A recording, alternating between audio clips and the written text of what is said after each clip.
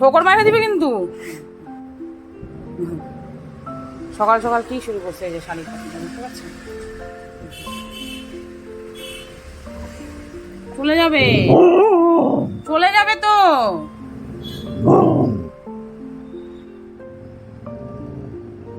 কি করতে আসছে ও? দেখতে আসছে, হ্যাঁ তোমাকে দেখতে আসছে। আরে শালিক পাখি আসছে, দেখো না, বাচ্চা দিবে মনে হচ্ছে।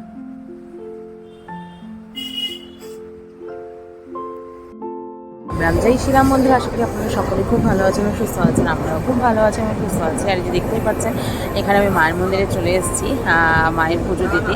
আর এখানে কেন মন্দিরে আজ আমি কেন এসেছি আমি আপনাদের সাথে শেয়ার করছি। অ্যাকচুয়ালি বন্ধুরা, আমার হচ্ছে আজ জন্মদিন, তো সেই উপলক্ষে বললাম সেই উপলক্ষে তো ঠাকুরকে ছাড়া তো লাইফ একদমই ইনকমপ্লিট, কারণ সব কিছুরই তো প্রভুর দেওয়া, তাই না?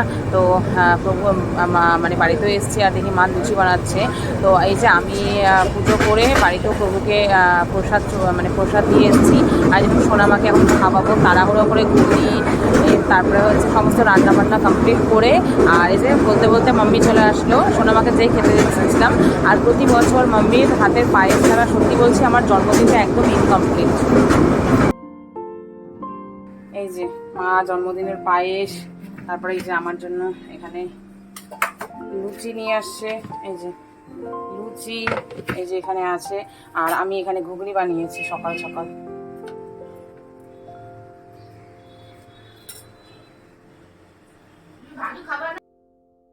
এই যে দেখতে পাচ্ছেন বন্ধুরা, এখানে আমি পায়েস আর লুচি বানিয়ে নিয়ে এসেছি। আর যে সোনামাকে এখন আদর করছে, এখন ওর আদরের পালা। মানে এতদিন পরে দিদামাকে পেলো, মানে ওই বাড়িতে তো আমরা যাই কিন্তু কোনো কোনো সময় সানডেটা আমরা স্কিপ করে দিই। আর এই যে দেখুন কীভাবে ও মাম্মির কাছ থেকে আদর খেয়ে আবার আমার কাছ থেকে আদর খেচ্ছে।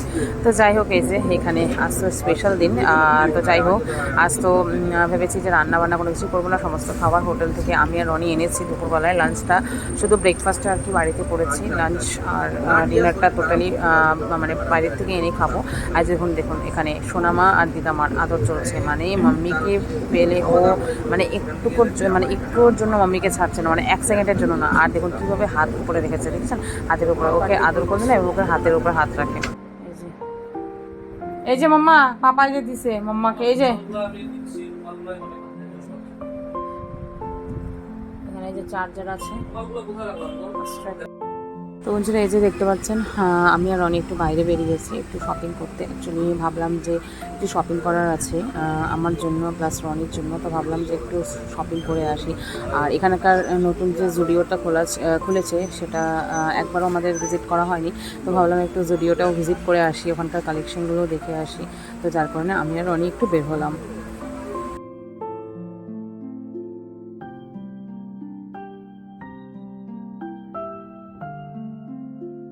তো এই যে বন্ধুরা, আমি আর রনি তো চলে আসলাম একটু মল থেকে শপিং করে আমার জন্য আর রনির জন্য কিছু শপিং করে। আর যে মাম্মি এখানে আমার ওয়ার্ড্রপটা দেখেছে, আর এই যে এখানে ওয়ার্ড্রপটা দেখার সাথে সাথে এখানে গুছানো স্টার্ট হয়ে গেছে। মানে এখানে এসেও মাম্মির কাজ শেষ হয় না।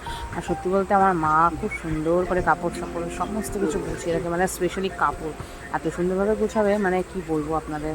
তো যাই হোক, এই যে দেখতে পাচ্ছেন এখানে, আর ওখানে তো সোনামা ঘুমিয়ে আছে, এখন লাত খাচ্ছে। আর যখন বাইরে তো ঝমঝমিয়ে পুরো বৃষ্টি স্টার্ট হয়ে গেছে। আর আরেকজন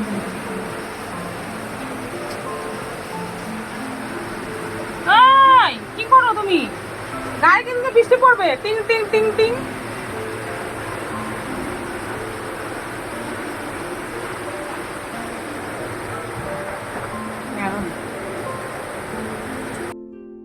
তো এই যে বন্ধুরা, এখানে এখন আদরের পর্ব চলছে। সোনামাকে সারাদিন আজকে ব্যস্ততার মধ্যে দিনটা গেছে, তার মাঝেও ওকে একটু একটু করে আদর করতেই লাগে, কারণ ওকে আদর না করলে একদমই ও মন খারাপ করে বসে থাকে। আর ওকে আদর না করে তো আমি তো থাকতে পারি না, আমি কেন বাড়ির কোনো ফ্যামিলি মেম্বারই।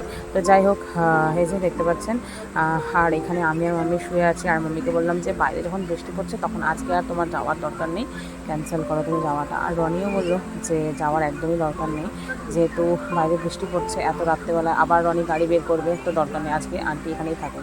তো বন্ধুরা, এই ছোট্ট ভিডিওটি আপনাদের সাথে শেয়ার করলাম আমার জন্মদিনের সারা দিনটা। কেমন লেগেছে কমেন্ট করে জানাবেন। দেখা হচ্ছে নতুন একটা ভিডিওর সাথে।